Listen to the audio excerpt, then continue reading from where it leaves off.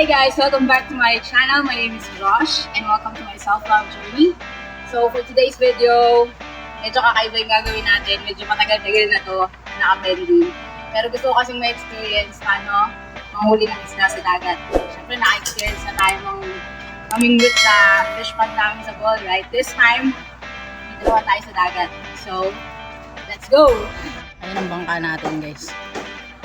Ready na. Medyo mainit pa, pero nakapag-change outfit na tayo.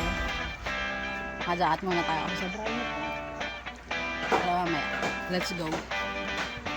Mainit. Lang kayo mahuli nating isda guys. Samahan nyo ako. Saan si Kuya Ambo? Paalala ko sa inyo si Kuya Ambo.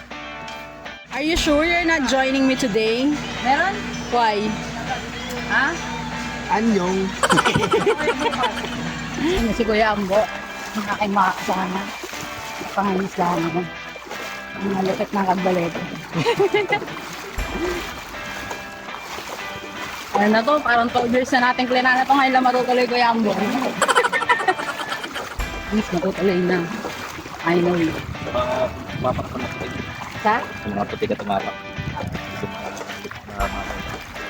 Ay, ako na. Ang baka na. Exciting! Sa tayong mga isda ngayon.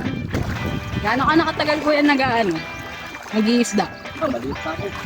Ulit ka pa. Sinarap ako yung baka kasama ko.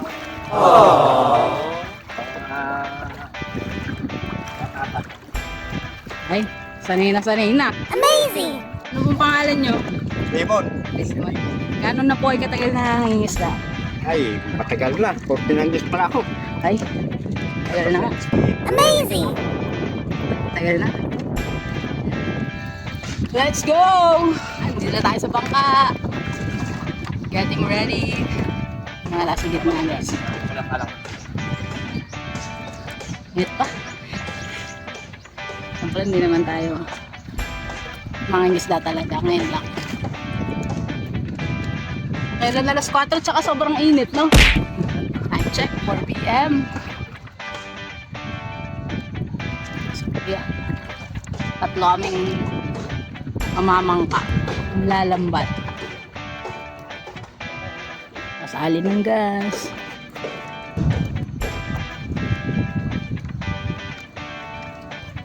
Ano yun kayo? Premium din? Parang sa mga Regular lang. regular. Anong ano nito pag nabubultang? Ilang litro? 5 na lang. Mga tatlo. Makakabalik na yan, no? Ano ba ang ano ngayon? Mga 60 plus na yata ang gas ngayon, no? 65. Just Lang ko lang 200 din pala. Pag tatlo. Sasaguhin siguro.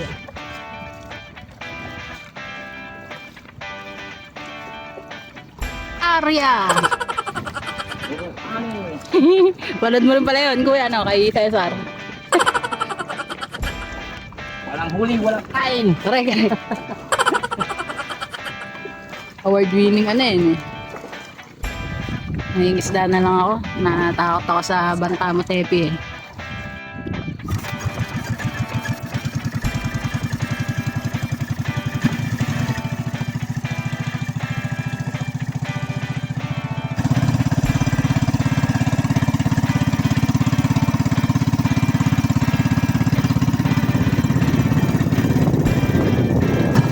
Tarami sila ako. Aba, matindi! Ako, makinisda kami. Amazing!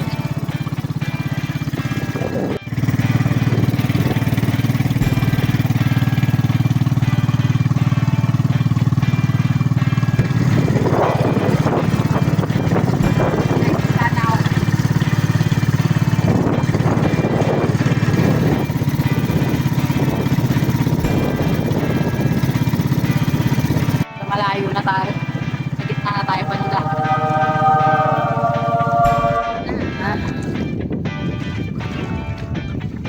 Pati. Pating pala. Naku, tiba tayo. Ano naman guys, napakalinaw ng tubig.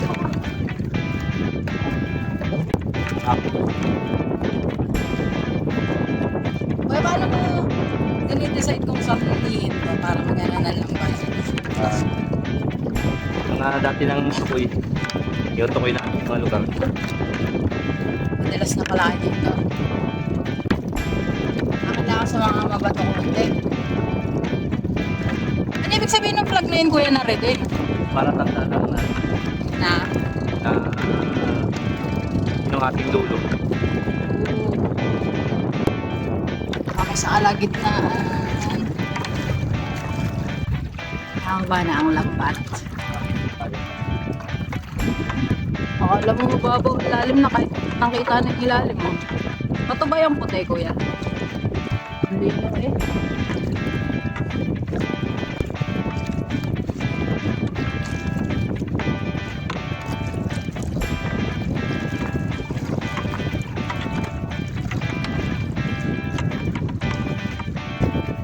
Haba pala niya, no? Oo. Haba nga.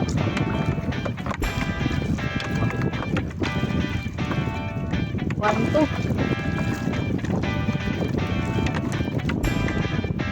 Kanina, ang dami mo ding nahuli. Huli mo yung kaninang kulam natin, di ba? Sabi ni Ivan na first class. Namin kanina guys, ang ulit din ko wala. First class fish.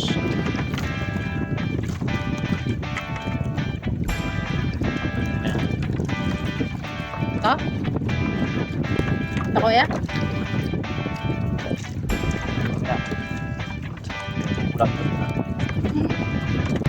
Kuya Rayman ang assistant. Let's go. Okay, sinaatak na yung lambat. Naibaba na ang lambat. Yan eh, butikot.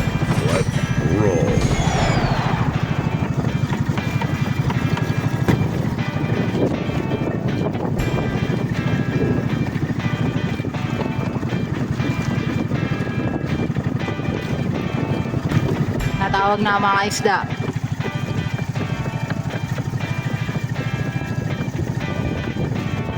Dahil naibaba na ang lambat. Matikot lang.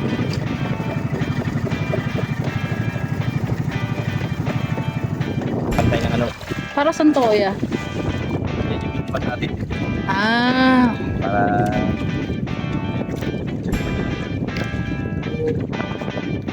haba pala ng lambat, no? And this is the waiting time. Wait. Dami yan. Believe it. Dami tayong mahuling isda. Wala akong umuwi ako. Grabe, napakadinaw. Sarap mag-sleep. ginawin ka lang. Mamaya na. Ayos na pare. Malapit na sa tayo. Ayun yung sandbar na pinuntahan natin na nakaraan. Hindi ako tumira dito eh. Hindi mapakita sa inyo. Man-made. Ano? Ibang version ng wave belt. Wow! Big! Ilang kilo to, Kuya? Wala yan. Tuwing na para yan. Ayos. Stick. Para pag sumisid. Asan yung ano mo, Kuya? Pang oxygen mo. Ang tawag mo dun? Ito?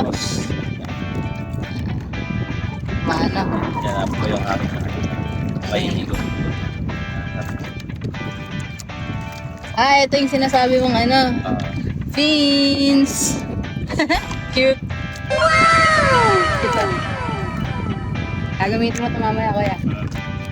Stick. Ito pa isa. Blue. Blue is the warmest color. Wow! Stick. 7 years. Ang galing. Hindi naman na pato na to. Gaya. Tingka. My God, I hate traps. Ikaw gumawa nito? Stick. Sabi ka, ito. Ayan. Easy.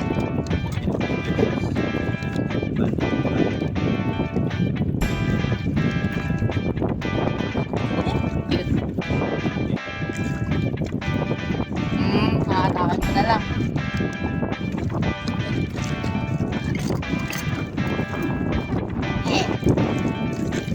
lang tayo guys. Tayo lang tayo guys. 30 to 45 minutes. Bago atakan yung lambat. Oh no! Palay din pala to eh. Sa palay maghihintay ka din eh. Pero dito real time yung hintay. Salute sa lahat ng fisherman. Lalo na yung dito sa place na palengke. Ito pala maging maingis na. Akala mo talaga ang dami kong ginagawa. Sige, video lang lang. Pero overall, Amazing. movie face. Ito, lalo na pagka mainit ako dyan. Meron akong kaibigan sa pool, yung kapitbahay namin, din. Nangingisla din siya. Pakala siya mala siya ng hapon. Tapos nakakauwi na siya madaling umaga na ulit the following day. Talagang nag-spend sila ng gabi sa laot, no? Ang nakukulit niya yung mga octopus. Tapos pinapain na nila. Talagang normal pala yung may night shift din pala sa mga isda. Akala niya sa lang mga office box or call center. May night shift din pala dito. Sa gabi ba mas maraming lalabas sa mga mga fish? Kaya Kaya lalabas ang mga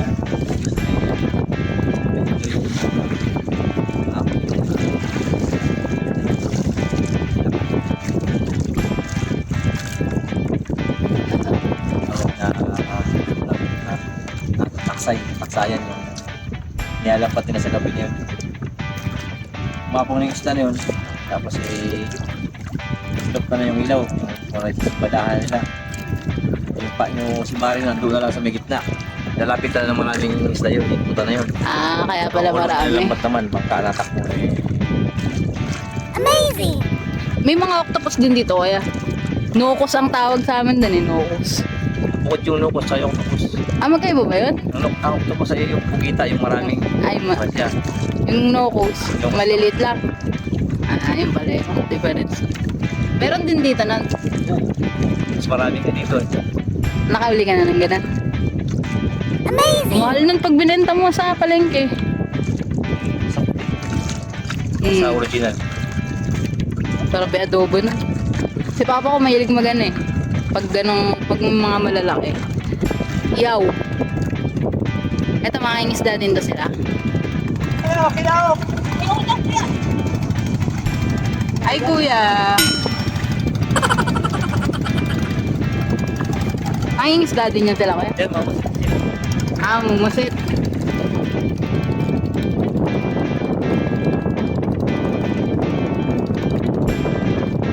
Ayos.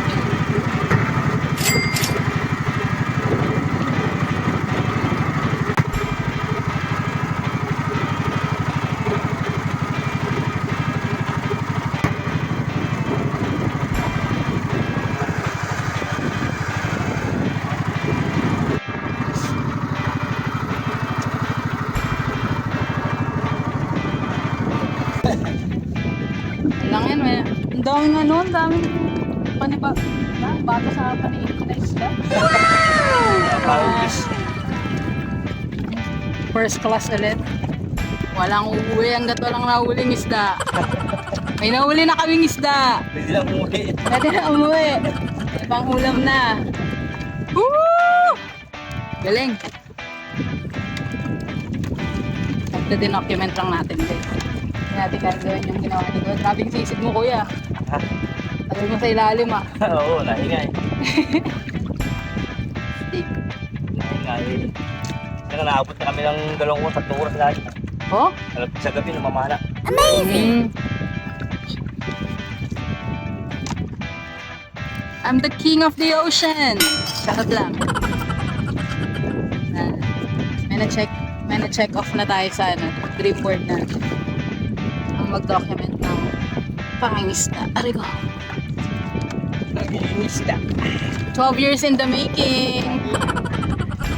Pwede na pang ulam yan. Meron pang tira kanina eh. May tira pa kanina. O fish. Kami!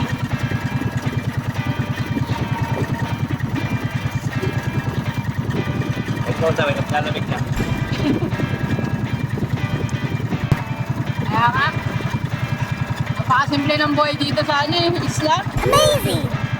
Pagka marunong ka manghuli, kapag ka ako, aasa lang ako. Oh. Balik na kami guys. Uwi na! Uwi na kami.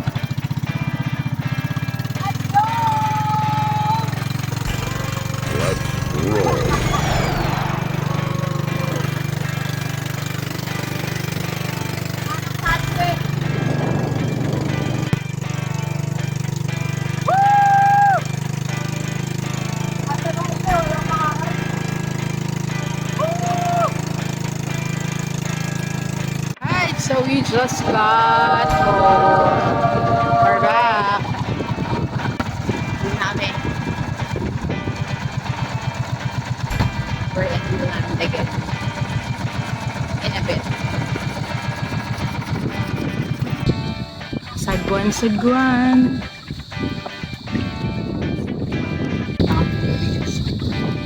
We are home. Sumanag ko na yun. Pakita mo kuya ang iba't ibang uri ng pagsasagwan.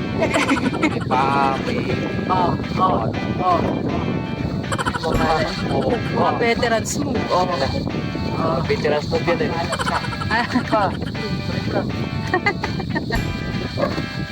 Mababaw na pala to. Hindi na pala si kuya. Napaka-simple ng buhay dito sa isla eh. Look at that view. You don't see that every day. Pa-peaceful. Parang side na. Ito low tide na to nito. Sayad na. Wala na. Kukunin na ang mga nahuling isda. Mga pang naman yung veteran na lambat. Dito na sa lambat ito. Guys, yan fun. Mulmul. Hindi ka nahilo di ano? Hindi po. Sanay tayo dyan. Mahal mo ka. Oo, kanina, medyo. 1-0 guys. Yes. Kasi yung kastet yun. Nagbabaw sa kastet yan. Ating pantalo guys para Asa na? Ay, nawala. Nalipat na.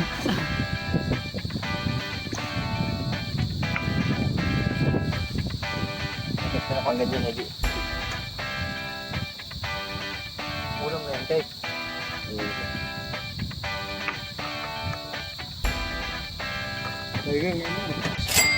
2-0.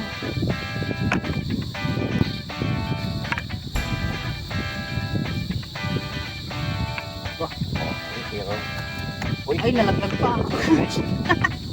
Wait po guys. Wait po yan guys. 3-0. Kung yata natin sa puno guys. Askindihan. Kaya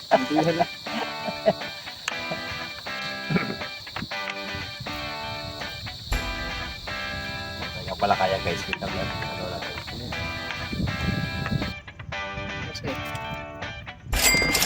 4-0. Din. Hindi naman natin isang 0 kung Iwa yata sa nanay mo. 5-0.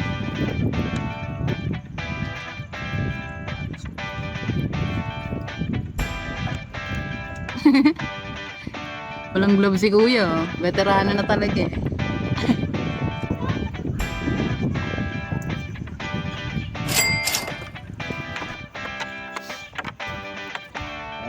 Up, 6-0. Ito na yata yung Maharlika. Ay, hindi pa. Nilagyan ko talaga sila ng nickname. Maharlik ang isda. Ang ganda ng kulay yung kanina. Dito ata. Dito pa ata sa side na to. Ito. Mukhang maharlik ang kulay. 7-0. Uy, malabang pa.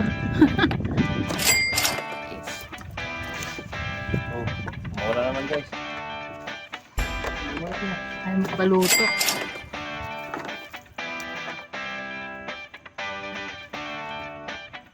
Bravo guys. Yan. Hey guys, good morning. So this is just a continuation of our fishing adventure yesterday. So hindi ko na nakuhaan yung buong pagtanggal ng mga fish sa lambat kasi na-empty na yung battery ng cellphone ko. But I just really wanted to do this before we wrap this video. Na it was a really an amazing experience. Amazing! Right? And while waiting kami, so just to share with you, no, when nandun kami sa gitna ng dagat, nalagay na yung mga yung lambat. We were like waited for like 30 to 45 minutes bago kinuha yung lambat. Because that's the only time frame na yung mga fish na pupunta sa lambat, sabi ni Kuya Ambo. So may hintayin moment pa din, right? Usually meron ding mga panggabi, and mas marami nga silang nahuhuli sa gabi. So while waiting yesterday about it, syempre may mga realizations tayo na on this kind of setup, napaka-simple ng buhay, napaka-slow poke nung nangyayari dito sa isla, right? And it made me realize na yung mga tao dito, like yung pamilya ni Kuya Ambo, si Ate Kyra, and the rest of the guys here, na while there are things that they cannot control in their life, they just made the most out of it. Dito kasi sa isla guys, nawawalan lagi ng kuryente. And ano lang to, more on powered by generator lang siya. So when I say they just making most out of it, definitely, for example, yung kuryente, pag walang kuryente, they don't make a big deal about it. In fact, bumili sila ng mga solar na ilaw, right? Para kahit matagal bumalik yung kuryente sa gabi, may ilaw pa rin sila. Amazing! Eto, yung fishing trip namin kahapon, kahit na konti lang hinahuli namin, happy pa din kaming umuwing tatlo because may naulam na kami. Right? So ayun, they're really making most out of it. And nakaka-amaze lang na napakasimple ng buhay nila dito. Pero napaka-peaceful. Alam mo yun. Compared when I kinda look back on things I was super pressured on sa Manila or kung nasa ibang lugar ako, right? But yeah, it's very peaceful here, and you made it, it made me realize na I should like choose. Totoo talaga yung sinasabi ko lagi na you're the own director of your life. You're the own creator of your life. Despite of a lot of challenges that we're like facing, you still choose the things or focus on the things that you can control, right? Kasi if we focus on things we cannot, then may stress lang tayo, and eventually we end up making wrong decisions, right? So sobrang nakaka-inspire tong trip ko dito sa Cagbalete because biruin nyo, nakatulog ako ng walang electric fan. Okay lang kahit anong kainin ko, kahit mga healthy food naman dito, especially mga fresh na huli. Amazing! And alam mo yun, I really get to enjoy the nature. And yun nga, nakaka-inspire din yung story nila Ate Saira at ni Kuya Ambo. Despite of having challenges too in their life, they managed na mag-build ng family. 5 yung anak nila. And so far, meron na silang isang college. And then by June, magiging 2 na. Alam mo yan, nakakatuwa. Small things like this, they were able to really prepare for the future of their kids. So, yun lang guys. I'm not sure if, this is making sense to you, but I'm saying it from a walk of life na sobrang nahirapan. Right? I thought, when I was in the dark place, I thought di na ako makaalis doon, and alam mo yun, nakala ko ako na yung may malalang problema sa buhay. But looking at this, how they dealing with it every day with smile and with, genuine kind heart, nakakatawa. Napaka-masiskarte nitong mag-asawa na to.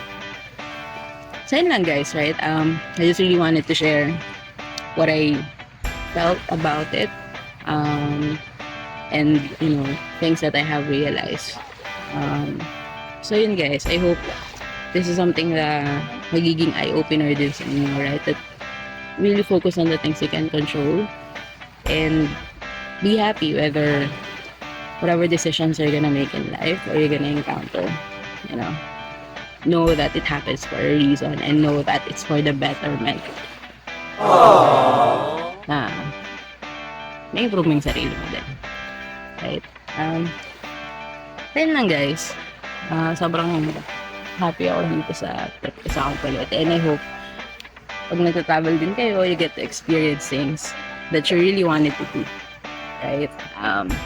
Be a traveler, not just a tourist. Sabi nila. Pero sa akin, I agree to that.